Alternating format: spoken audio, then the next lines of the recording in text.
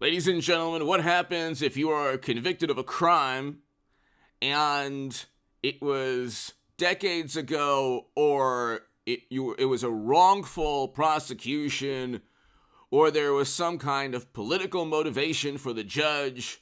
Well, you can, and you've lived your life, in a wonderful way, you could expunge that from your record. So you can expunge that, and you could remove that and erase that from history and from public record.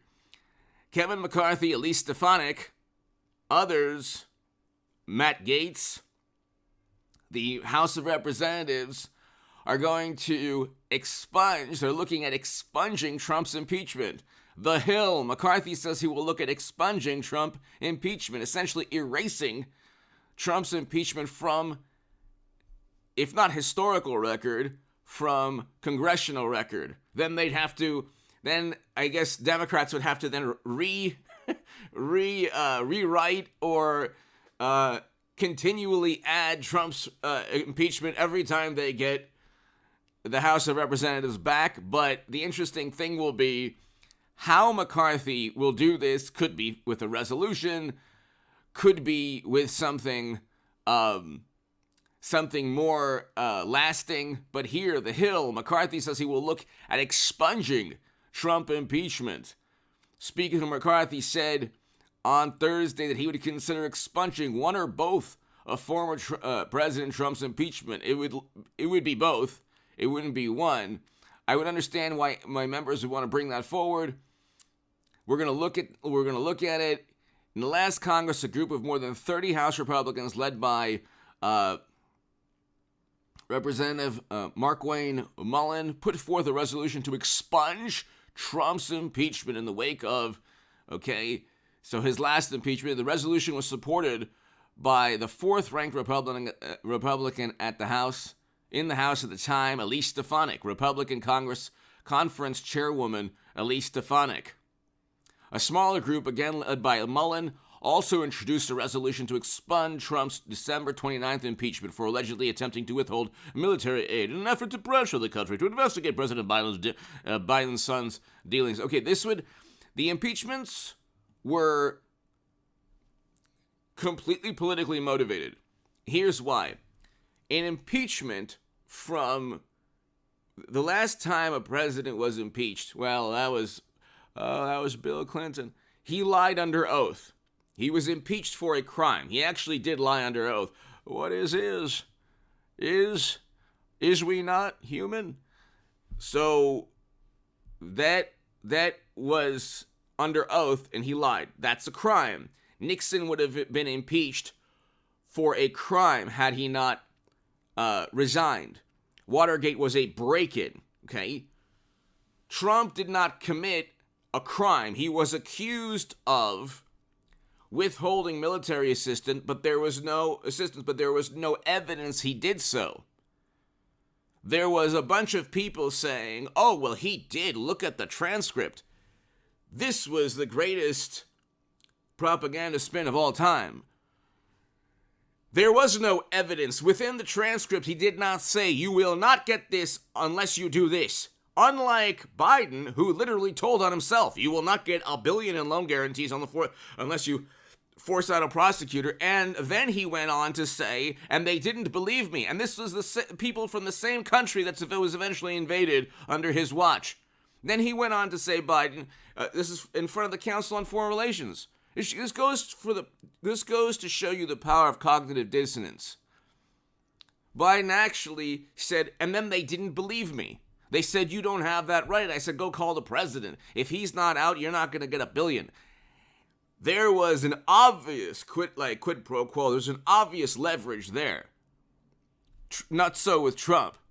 There was nothing in that said, if you don't do this, you will not get this. If you can do us a favor, does not mean you will not get the assistance if you don't do us a favor.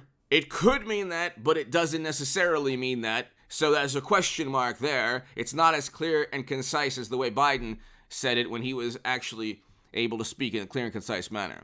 So there was Trump was never impeached on a crime. Nor was he ever investigated on a specific crime he committed, by the way. That too is also bizarre.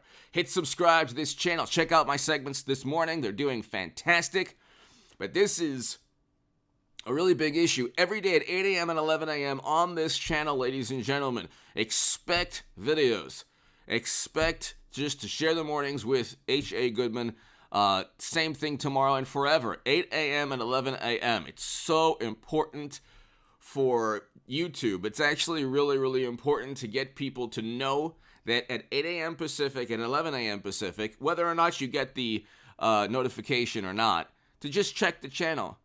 Because YouTube does appreciate the audience.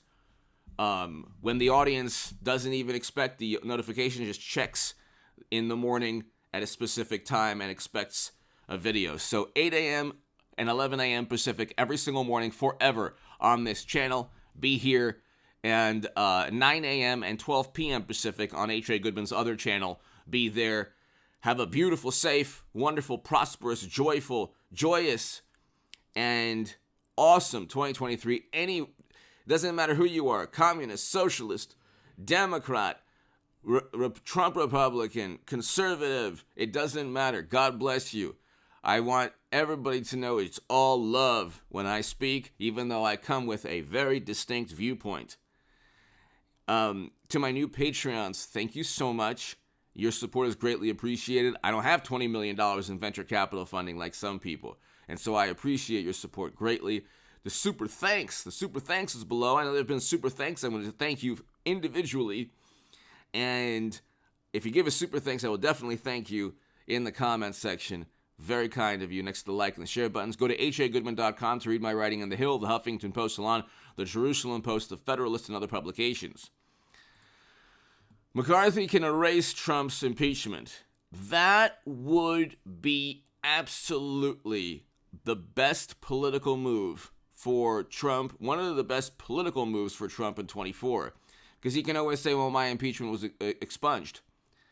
And then the Democrats would say, your impeachment was not expunged, you were impeached. And then it would go back and forth. And then they would have, the media would say it's called a fake expungement. Just like Biden's fake impeachment. So Biden's going to get impeached, and then you'll have articles, the fake impeachment. And so what they want is the indignation and doubt and suspicion to be on their side leveled towards, they want to be able, Democrats and media, to harness doubt, suspicion, angst, frustration, and discontent, and they want that power to level those emotions at Trump. They want those emotions to stick towards Trump.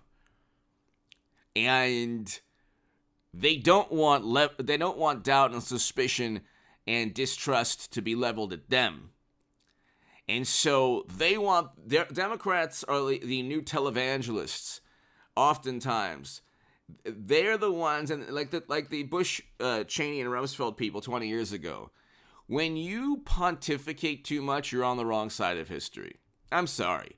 When you pontificate and preach, and not preach in a church, God bless you, you're on the right side of history. I'm talking about preach from a pedestal of verbal refuse, which is what George Orwell called euphemisms.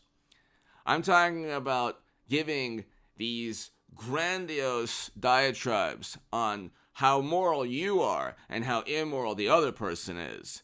And you look right now, they've been saying that Trump is a bad human being for 7 years. When these bad human beings are getting away with FTX money, $1 billion, classified data, laptop from you-know-where, poverty at a greater percentage, much greater percentage than at any point in Trump's administration, and a never-ending quagmire in Europe.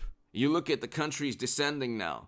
There's more crime is on the rise. Inflation is still at 6 to 7%. That means real wages are down 6 to 7%. When was that ever a good thing? These are the people who cheated Bernie Sanders and then created a McCarthy-era Red Scare. These are the people who worship intel agencies. And they have a foothold on me. I would say Democrats and Democratic strategists, politicians, have not only a foothold on the media narrative, they can actually call social media companies and work alongside government agencies to silence 250,000 conservative accounts, according to the Twitter files. The censorship is on the Democratic Party side. The never-ending military conflict is on the Democratic Party side. The inflation is on the Democratic Party side. So how is Trump this bad human being? Because of his words? Look at his actions. Look at his actions are much better than Biden's actions. Anyway, give me your thoughts below. The economy was better. Foreign policy was better. A whole bunch of things were better. Give me your thoughts below. I mean, objectively, give me your thoughts below. Hit subscribe right, and I'll be back in a couple of hours. This is huge news.